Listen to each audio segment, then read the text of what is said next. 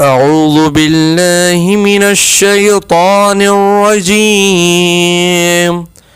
بسم الله الرحمن الرحيم.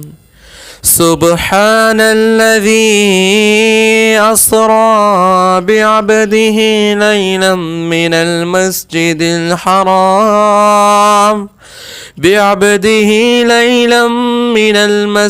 الحرام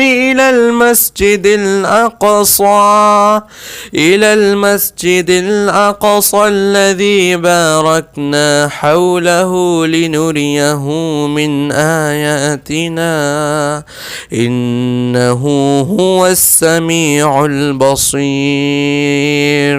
وآتينا موسى الكتاب وجعلناه هدى لبني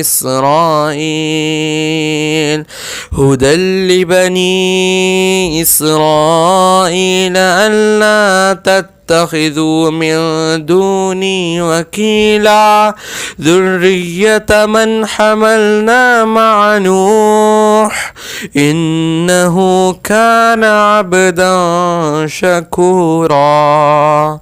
صدق الله العظيم.